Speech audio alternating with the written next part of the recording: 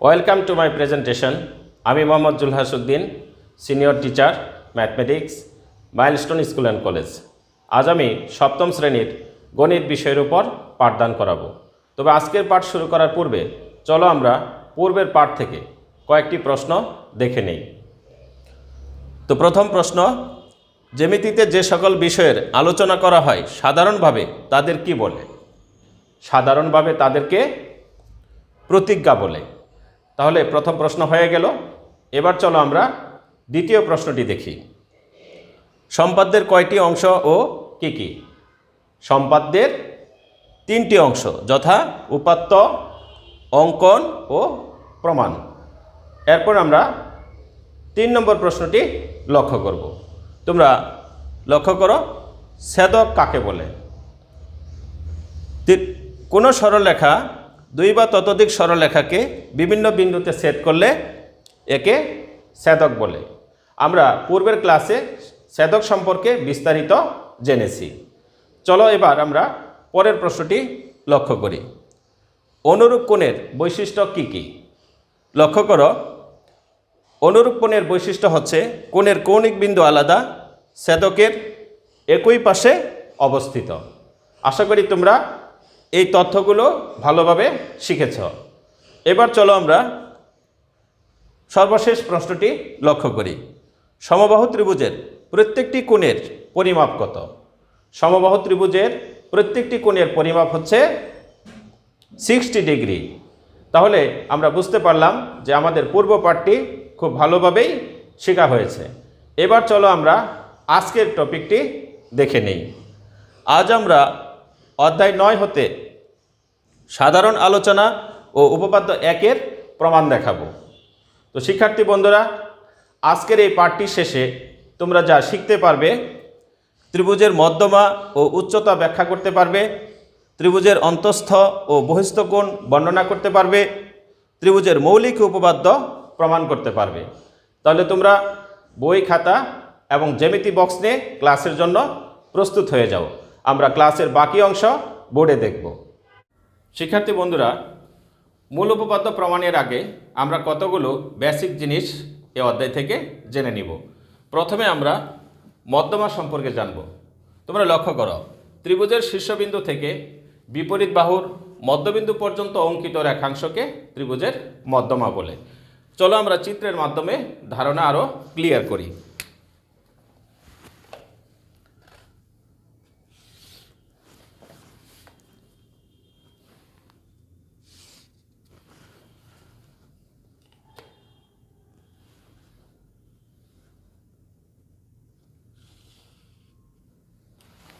আমরা একটি ত্রিভুজ আঁকলাম।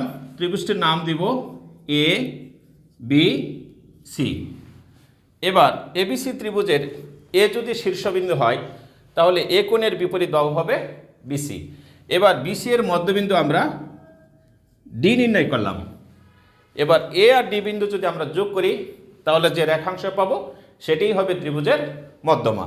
তাহলে এবার আমরা যোগ করে দেই।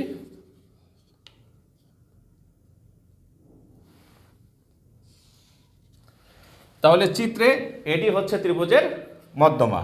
তাহলে আমরা এখানে লিখে নিব এডি মধ্যমা। শিক্ষার্থী বন্ধুরা, এরপর আমি ত্রিভুজের উচ্চতা নিয়ে আলোচনা করব। তোমরা বোর্ডে লক্ষ্য করো, ত্রিভুজের শীর্ষবিন্দু হতে এর বিপরীত বাহুর উপর অঙ্কিত লম্ব দূরত্বই ত্রিভুজের উচ্চতা। চলো আমরা চিত্রের মাধ্যমে ধারণাটা ক্লিয়ার করি। প্রথমে আমি একটি ত্রিভুজ এঁকে নিব।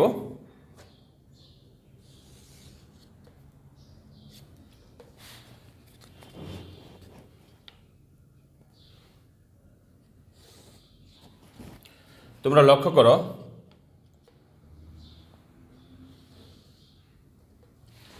আমি একটি ত্রিভুজ আঁকলাম, নাম দিলাম এ বি সি ত্রিভুজ।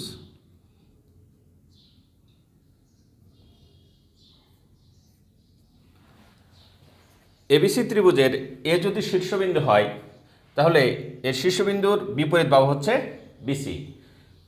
শীর্ষবিন্দু হতে এবার আমি বিসি বাহুর উপর একটি লম্ব অঙ্কন করব। তোমরা লক্ষ্য করো,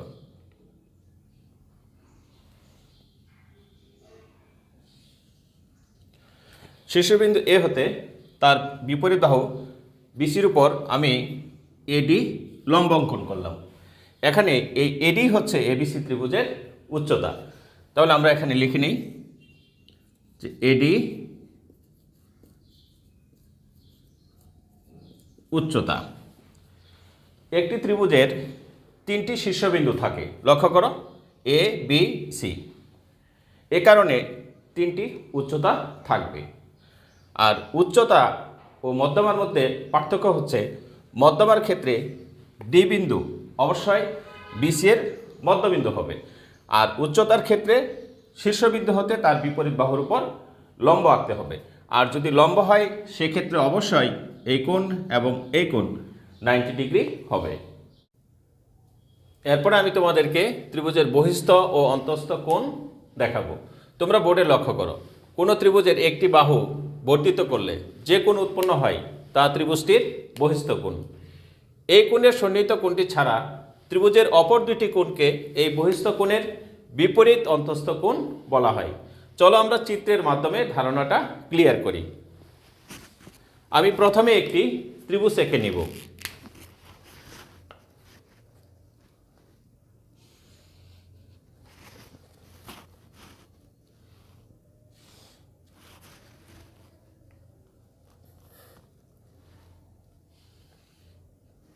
আমি একটি ত্রিভুজ আঁকলাম, এই ত্রিভুজটির নাম দিলাম এ বি সি ত্রিভুজ। তোমরা লক্ষ্য করো, এই ত্রিভুজের তিনটি অন্তঃস্থ কোণ আছে।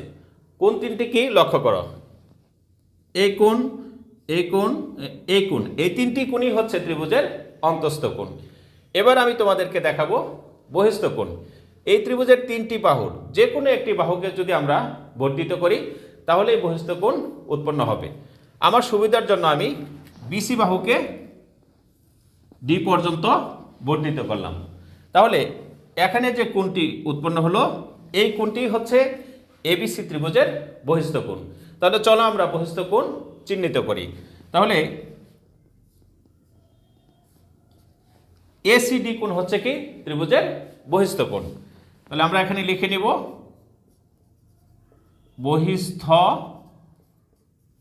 কোণ। তাহলে বহিস্থ কোণ আমাদের ক্লিয়ার। এবার আসো, এই বহিস্থ কোণের পাশে এখানে যে কোণটি আছে এই কোণটি কিন্তু ত্রিভুজটির অন্তঃস্থ কোণ। যেহেতু এটি বহিস্থ কোণের পাশে, এই কারণে আমরা এই কোণটিকে বলবো সন্নিহিত অন্তঃস্থ কোণ। তাহলে আমরা এখানে লিখে নিই সন্নিহিত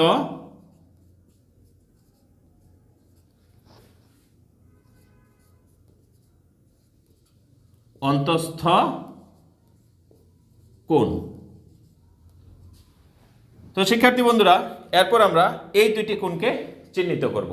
আমি আগেই বলেছি যে এই দুটি কোণ হচ্ছে কি অন্তঃস্থ কোণ, কিন্তু যেহেতু এই দুটি কোণ বহিস্থ কোণের বিপরীত পাশে অবস্থিত, এই কারণে এই দুটি কোণকে আমি বলবো বিপরীত অন্তঃস্থ কোণ। তাহলে আমি এখানে লিখে নেই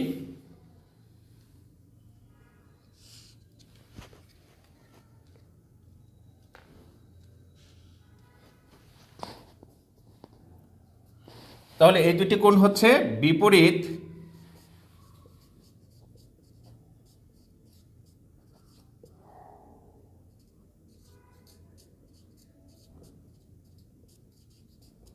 অন্তঃস্থ কোণ। তো শিক্ষার্থী বন্ধুরা, আশা করি তোমরা বহিস্থ কোণ, বিপরীত অন্তঃস্থ কোণ এবং সন্নিহিত অন্তঃস্থ কোণ সম্পর্কে পরিষ্কার ধারণা পেয়েছ। প্রিয় শিক্ষার্থী, এরপর আমি তোমাদেরকে এই বহিস্থ কোণ এবং বিপরীত অন্তঃস্থ কোণদ্বয়ের মধ্যে যে সম্পর্ক সেই সম্পর্কটা ক্লিয়ার করে দেব। তোমরা বোর্ডে লক্ষ্য করো, আমরা যখন বিসি বাহুকে ডি পর্যন্ত বর্ধিত করলাম তখন এখানে বহিস্থ কোণ পেয়েছি কি এ সি ডি কোণ, অর্থাৎ এই কোণ। এই বহিস্থ কোণ ত্রিভুজের বিপরীত অন্তঃস্থ কোণদ্বয়ের, অর্থাৎ লক্ষ্য করো এখানে বিপরীত অন্তঃস্থ কোণ হচ্ছে কি, একটি হচ্ছে বি এ সি কোণ, আরেকটি হচ্ছে এ বি সি কোণ, এ বি সি কোণ। এই বহিস্থ কোণ ত্রিভুজটির বিপরীত অন্তঃস্থ কোণদ্বয়ের সমষ্টির সমান হবে এবং এই বহিস্থ কোণ ইন্ডিভিজুয়ালি বিপরীত অন্তঃস্থ কোণদ্বয়ের প্রত্যেকটি অপেক্ষা বৃহত্তর হবে। প্রিয় শিক্ষার্থী, এরপর আমি তোমাদেরকে উপপাদ্য একের প্রমাণ দেখাবো। তোমরা লক্ষ্য করো, উপপাদ্য একের সাধারণ নির্বাচন হচ্ছে যে ত্রিভুজের তিন কোণের সমষ্টি দুই সমকোণ। যেহেতু উপপাদ্যটি ত্রিভুজ রিলেটেড, এ কারণে প্রথমে আমি ত্রিভুজের সংজ্ঞা দেব। আমরা জানি যে তিনটি রেখাংশ দ্বারা আবদ্ধ ক্ষেত্রকে ত্রিভুজ বলে। তোমরা লক্ষ্য করো, বোর্ডে আমি একটি ত্রিভুজ এঁকেছি, নাম দিয়েছি ABC ত্রিভুজ। একটি ত্রিভুজের তিনটি বাহু ও তিনটি কোণ থাকে। লক্ষ্য করো, এখানে বাহু তিনটি হচ্ছে কি AB বাহু, BC বাহু, AC বাহু, আর কোণ তিনটি হচ্ছে কি A কোণ, B কোণ, C কোণ। আমাদের প্রমাণ করতে হবে এই তিন কোণের সমষ্টি দুই সমকোণ বা 180 ডিগ্রি। তাহলে চলো আমরা এবার বিশেষ নির্বাচন লিখি। তো বিশেষ নির্বাচনটা আমি একবার মুখে বলছি, তোমরা মনোযোগ সহকারে শোনো। মনে করি ABC একটি ত্রিভুজ। প্রমাণ করতে হবে যে BAC কোণ অর্থাৎ A কোণ প্লাস ABC কোণ অর্থাৎ A কোণ প্লাস ACB কোণ অর্থাৎ A কোণ। এই তিন কোণের সমষ্টি কত? এই তিন কোণের সমষ্টি হচ্ছে দুই সমকোণ। তাহলে চলো আমরা বিশেষ নির্বাচন লিখে ফেলি।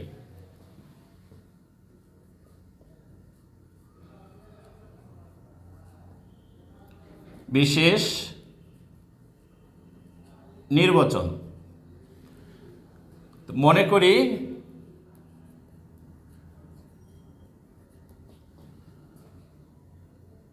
ABC একটি ত্রিভুজ। প্রমাণ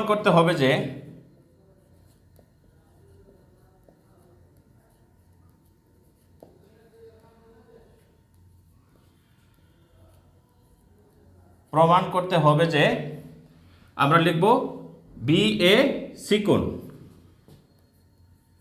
BAC কোণ প্লাস ABC কোণ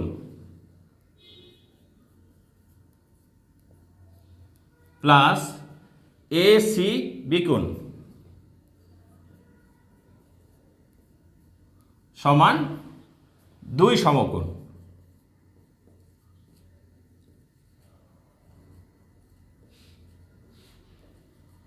সমান দুই সমকোণ। শিক্ষার্থী বন্ধুরা, প্রমাণের সাথে অঙ্কন আছে। এবার আমি তোমাদেরকে অঙ্কন দেখাবো।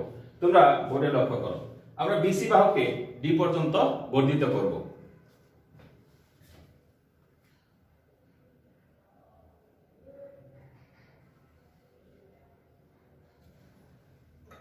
তাহলে BC বাহুকে D পর্যন্ত বর্ধিত করি। এরপর BA রেখার সমান্তরাল করে আমরা CE রেখা টানবো। লক্ষ্য করো,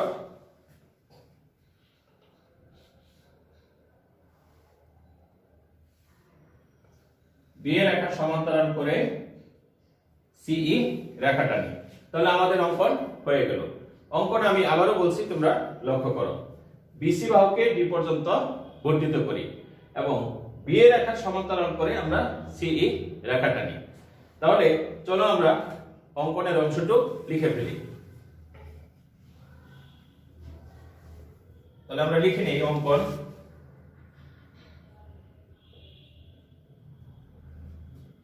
BC বাহুকে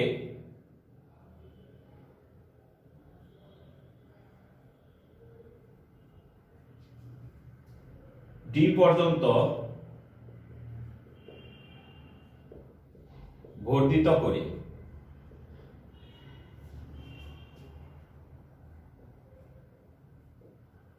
এবং BA সমান্তরাল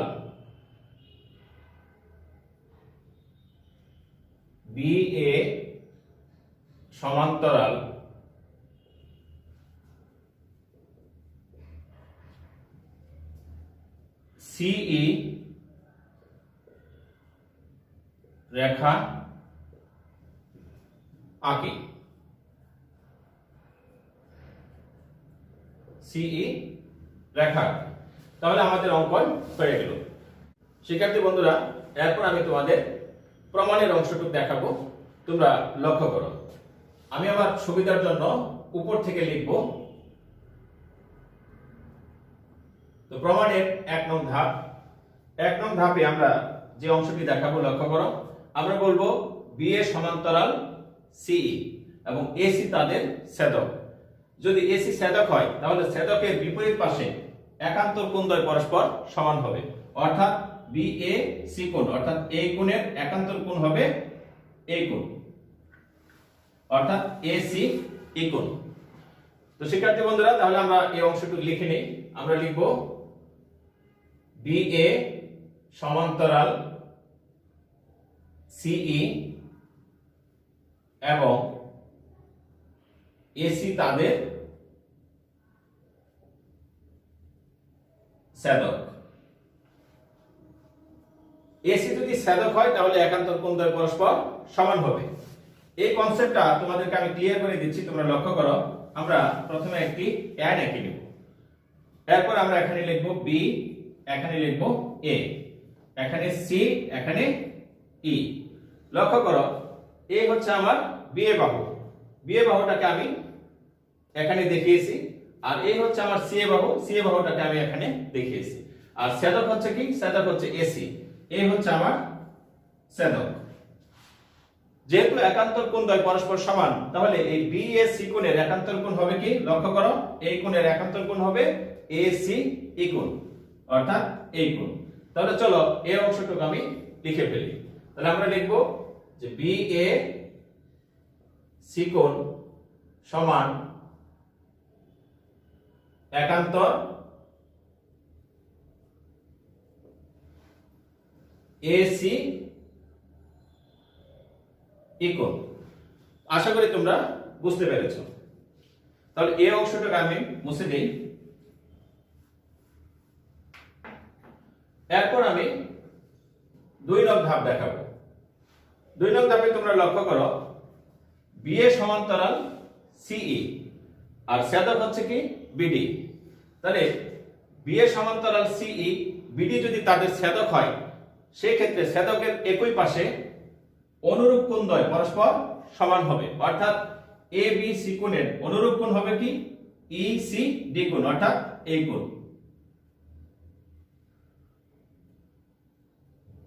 তো শিক্ষার্থী বন্ধুরা, এই কনসেপ্টটাও আমরা নিচে দেখাবো তোমাদের বোঝার সুবিধার জন্য। তোমরা লক্ষ্য করো, এই হচ্ছে আমার বিএ বাহু আর এই হচ্ছে আমার সিই বাহু, আর ছেদক হচ্ছে কি? ছেদক হচ্ছে বিডি। সেক্ষেত্রে কি হবে? অনুরূপ কোণদ্বয় পরস্পর সমান হবে, অর্থাৎ এ বি সি কোণের অনুরূপ কোণ হবে কি? ই সি ডি কোণ, অর্থাৎ এই কোণ। তাহলে চলো এই অংশটুকু আমরা লিখে ফেলি। তাহলে আমরা লিখব বি এ সমান্তরাল সিই এবং বিডি তাদের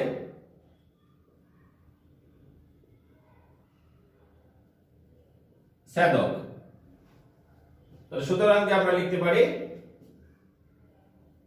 এ বি সি কোণ সমান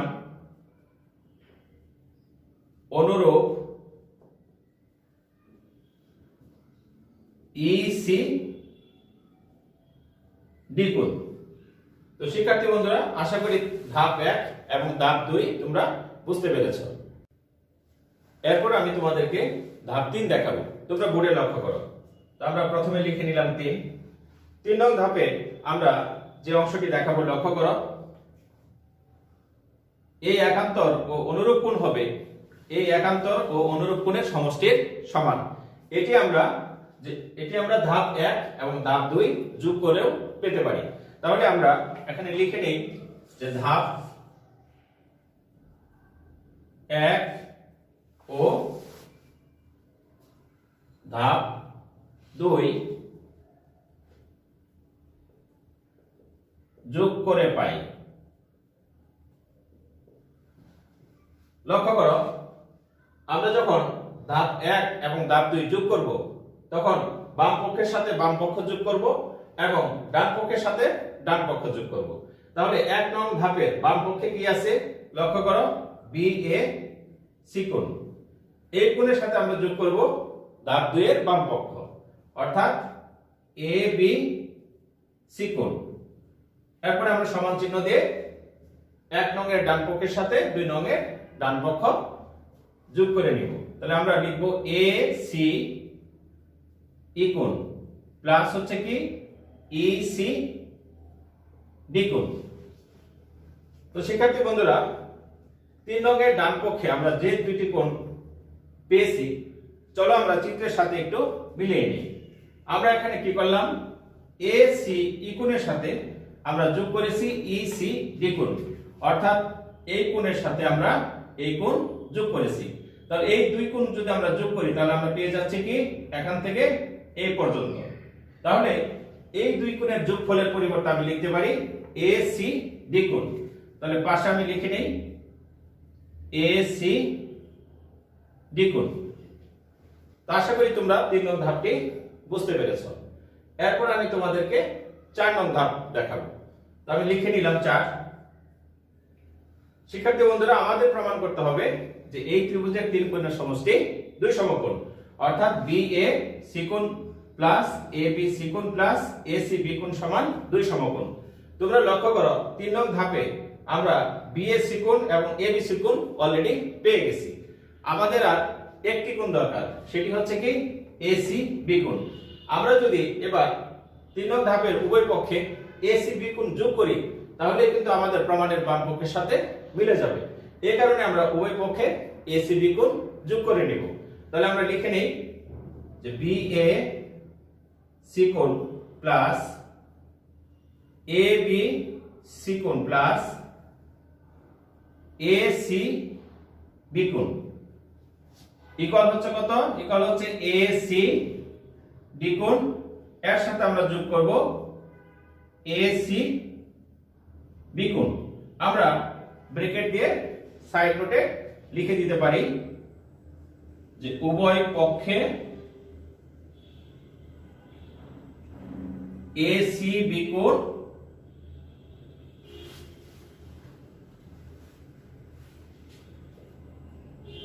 যোগ করে। তো শিক্ষার্থী বন্ধুরা, তোমরা লক্ষ্য করো আমরা 4 নং ধাপের ডান পাশে যে দুটি কোণ পাইলাম সেটি একটু আমরা চিত্রের সাথে মিলিয়ে নেই। আমরা AC দ্বিগুণের সাথে যোগ করেছি ACB কোণ, অর্থাৎ এখান থেকে এই পর্যন্ত এর সাথে আমরা যোগ করেছি এইটুকু। তাহলে পুরো অংশটুকু যদি আমরা চিন্তা করি তাহলে আমরা দেখতে পাচ্ছি এখান থেকে এই পর্যন্ত, যেটি হচ্ছে একটি সরল কোণ। তাহলে আমরা লিখতে পারি যে AC দ্বিগুণ প্লাস ACB কোণ ইকুয়াল হচ্ছে কত, সরল কোণ। আর আমরা জানি সরল কোণ সমান হচ্ছে 2 সমকোণ। তাহলে এটি আমরা 5 নং ধাপ দিয়ে লিখে নিব। তাহলে আমরা লিখব AC দ্বিগুণ প্লাস ACB কোণ ইকুয়াল হচ্ছে সরল কোণ বা 2 সমকোণ। আমরা লিখে নিলাম 2 সমকোণ। সাইড নোট হিসেবে আমরা দিতে পারি সরল কোণ।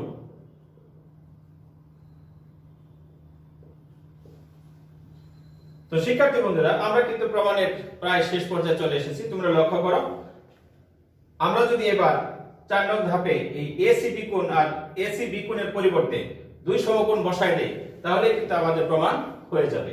তাহলে আমরা এটি সুতরাং দিয়ে লিখব যে সুতরাং BAC কোণ প্লাস ABC কোণ প্লাস ACB কোণ। তাহলে এই দুই কোণের পরিবর্তে আমরা লিখব কত, আমরা লিখব 2 সমকোণ। তাহলে এখানে আমরা লিখে দিলাম 2 সমকোণ। এটি কিন্তু আমাদের প্রমাণ করতে বলা হয়েছে এবং অলরেডি আমরা প্রমাণ করেছি। তাহলে নিচে আমরা লিখব প্রমাণিত।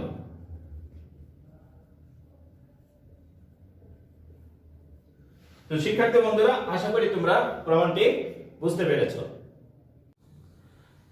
প্রিয় শিক্ষার্থী, এরপর আমি তোমাদেরকে কয়েকটি MCQ দেখাবো। তোমরা বোর্ডে লক্ষ্য করো, নিচের তথ্যের ভিত্তিতে 1 থেকে 3 নং প্রশ্নের উত্তর দাও। লক্ষ্য করো একটি চিত্র দেওয়া আছে। আমরা দেখতে পাচ্ছি চিত্রে CE ACD কোণের সমদ্বিখণ্ডক। লক্ষ্য করো এই হচ্ছে CE আর C হচ্ছে ACD কোণের সমদ্বিখণ্ডক এবং এবি সমান্তরাল সিই, এই হচ্ছে এবি বাহু, এবি সমান্তরাল হচ্ছে সিই, এবং ইসিডি কোণের মান হচ্ছে 60 ডিগ্রি। আমাদেরকে প্রথম যে কোশ্চেনটি সমাধান করতে হবে সেটি হচ্ছে যে বিএসি কোণের মান নিচের কোণটি। লক্ষ্য করো, এই হচ্ছে আমার বিএসি কোণ, অর্থাৎ এই কোণ, এই কোণের মান কত হবে সেটি আমরা বের করব। তোমরা লক্ষ্য করো, যেহেতু সিই হচ্ছে এসিডি কোণের সমদ্বিখণ্ডক, তাহলে এই কোণ যদি 60 ডিগ্রি হয় তাহলে এই কোণের মানও হবে 60 ডিগ্রি। আর এই কোণের একান্তর কোণ হচ্ছে এই কোণ, তাহলে এই কোণের মানও কিন্তু 60 ডিগ্রি হবে, অর্থাৎ বিএসি কোণের মান হচ্ছে 60 ডিগ্রি। তাহলে আমরা 1 নম্বর এমসিকিউর সমাধান পেয়ে গেলাম। এরপর আমরা 2 নম্বর প্রশ্নের সমাধান করব। লক্ষ্য করো, এসিডি কোণের মান নিচের কোনটি? নিচে 4টি অপশন দেওয়া আছে। তো আমরা ফিগারে একটু লক্ষ্য করি, আমাদেরকে বলেছে এসিডি কোণের মান বের করতে। লক্ষ্য করো, ইসিডি কোণের মান 60 ডিগ্রি আর এসিই কোণের মানও 60 ডিগ্রি, তাহলে 60 + 60 অর্থাৎ 120 ডিগ্রি। তাহলে আমরা দেখতে পাচ্ছি যে এসিডি কোণের মান হচ্ছে 120 ডিগ্রি। তাহলে আমরা অ্যান্সার পেয়ে গেছি, আমাদের অ্যান্সার হচ্ছে 120 ডিগ্রি। এরপর আসো আমরা 3 নম্বর প্রশ্নের সমাধান করি। এখানে বলেছে এবিসি ত্রিভুজ কোন ধরনের ত্রিভুজ? লক্ষ্য করো, এই হচ্ছে আমার এবিসি ত্রিভুজ। আমরা দেখতে পাচ্ছি যে এবিসি ত্রিভুজের বিএসি কোণের মান 60 ডিগ্রি। আবার প্রশ্নে বলা হয়েছে যে এবি সমান্তরাল সিই, যদি এবি সমান্তরাল সিই হয় সেক্ষেত্রে লক্ষ্য করো, ইসিডি কোণের মান যদি 60 ডিগ্রি হয় তাহলে ইসিডি কোণের অনুরূপ কোণ হচ্ছে কি এবিসি কোণ, সেক্ষেত্রে এবিসি কোণের মানও 60 ডিগ্রি হবে। তাহলে আমরা দেখতে পাচ্ছি যে এবিসি ত্রিভুজে এ কোণের মান 60 ডিগ্রি, বি কোণের মানও 60 ডিগ্রি। আর আমরা জানি একটি ত্রিভুজের 3 কোণের সমষ্টি হচ্ছে 180 ডিগ্রি। তাহলে আমরা 180 ডিগ্রি থেকে যদি আমরা 120 ডিগ্রি বিয়োগ করে দেই তাহলে কিন্তু আমরা এসি বি কোণের মান পেয়ে যাচ্ছি 60 ডিগ্রি। অর্থাৎ আমরা দেখতে পাচ্ছি যে এবিসি ত্রিভুজের 3টি কোণের পরিমাপ সমান। আর আমরা জানি যদি কোনো ত্রিভুজের 3টি কোণের পরিমাপ সমান হয় তাহলে সেই ত্রিভুজটি অবশ্যই সমবাহু ত্রিভুজ হবে। তাহলে এবিসি ত্রিভুজ হচ্ছে কি একটি সমবাহু ত্রিভুজ। তাহলে 3 নম্বর প্রশ্নের সমাধান আমরা পেয়ে গেছি, সমাধান হচ্ছে খ, অর্থাৎ সমবাহু ত্রিভুজ। এরপর আমি তোমাদেরকে 4 নম্বর এমসিকিউর সমাধান দেখাবো। তোমরা লক্ষ্য করো, একটি ত্রিভুজের অন্তঃস্থ কোণ কয়টি? চিত্রের মাধ্যমে আমরা উত্তরটি বের করব। লক্ষ্য করো, আমি একটি ত্রিভুজ আঁকলাম, তাহলে আমরা দেখতে পাচ্ছি এই ত্রিভুজের অন্তঃস্থ কোণ আছে কয়টি? 1টি, 2টি, 3টি। তাহলে আমাদের সঠিক অ্যান্সার হচ্ছে 3টি, অর্থাৎ গ এর উত্তরটি সঠিক হবে। এরপর আমরা 5 নম্বর এমসিকিউর সমাধান দেখাবো। লক্ষ্য করো, ত্রিভুজের 2 বাহুর সাধারণ বিন্দুকে ত্রিভুজের কি বলা হয়? এই চিত্রটিতে লক্ষ্য করো, এই 2 বাহুর সাধারণ বিন্দু হচ্ছে এই বিন্দুটি, তাহলে এই বিন্দুটি হচ্ছে কি ত্রিভুজের শীর্ষবিন্দু। তাহলে আমাদের উত্তর পেয়ে গেছি, আমাদের উত্তর হবে কি ক, অর্থাৎ ত্রিভুজের শীর্ষবিন্দু। তো শিক্ষার্থী বন্ধুরা, আশা করি তোমরা এমসিকিউগুলো বুঝতে পেরেছ। শিক্ষার্থী বন্ধুরা, আমরা এতক্ষণ যে পাঠটি আলোচনা করলাম তোমরা কতটুকু বুঝতে পেরেছ এটি মূল্যায়নের জন্য আমি বোর্ডে কয়েকটি প্রশ্ন লিখে রেখেছি। তোমরা বোর্ডে লক্ষ্য করো। প্রথম প্রশ্ন, ত্রিভুজের পরিসীমা কাকে বলে? ত্রিভুজের 3 বাহুর দৈর্ঘ্যের সমষ্টিকে ত্রিভুজের পরিসীমা বলে। 2 নম্বর প্রশ্নটি লক্ষ্য করো, মধ্যমা কাকে বলে? আজকের ক্লাস থেকে আমরা শিখেছি যে ত্রিভুজের শীর্ষবিন্দু থেকে তার বিপরীত বাহুর মধ্যবিন্দু পর্যন্ত অঙ্কিত রেখাংশকে ত্রিভুজের মধ্যমা বলে। 3 নম্বর প্রশ্নটি লক্ষ্য করো, ত্রিভুজের 3 কোণের সমষ্টি কত? ত্রিভুজের 3 কোণের সমষ্টি হচ্ছে 180 ডিগ্রি বা 2 সমকোণ। 4 নম্বর প্রশ্নটি লক্ষ্য করো, আমরা দেখতে পাচ্ছি একটি চিত্র দেওয়া আছে, চিত্রে এসি বি কোণের মান দেওয়া আছে 50 ডিগ্রি। আমাদের বের করতে হবে এসি ডি কোণের মান। এখানে বিসি ডি কোণ হচ্ছে কি একটি সরল কোণ, আর সরল কোণ মানে হচ্ছে 180 ডিগ্রি। তাহলে আমরা যেহেতু দেখতে পাচ্ছি যে এসি বি কোণের মান 50 ডিগ্রি, 180 ডিগ্রি থেকে যদি আমরা 50 ডিগ্রি মাইনাস করে দেই তাহলে কিন্তু আমরা এসিডি কোণের মান পেয়ে যাব। সেই ক্ষেত্রে এসিডি কোণের মান হবে 130 ডিগ্রি। সর্বশেষ প্রশ্নটি আমরা লক্ষ্য করি, ত্রিভুজের কয়টি মধ্যমা ও কয়টি উচ্চতা আছে? ত্রিভুজের 3টি মধ্যমা ও 3টি উচ্চতা আছে। প্রিয় শিক্ষার্থী, আমরা ক্লাসের একেবারেই শেষ পর্যায়ে চলে এসেছি। এবার আমি তোমাদেরকে বাড়ির কাজ দিব। তোমরা প্রত্যেকেই ডায়েরি খোলো, বাড়ির কাজ ডায়েরিতে লিখে নাও। তোমাদের বাড়ির কাজ থাকবে উপপাদ্য 1 এবং তোমাদের বাড়ির কাজের নাম্বার আছে, বাড়ির কাজের নাম্বার হচ্ছে 10। তাহলে আজকের ক্লাস এখানেই শেষ করছি। আবার দেখা হবে পরবর্তী ক্লাসে। সে পর্যন্ত সকলেই ভালো থাকবে, সুস্থ থাকবে। সবাইকে ধন্যবাদ।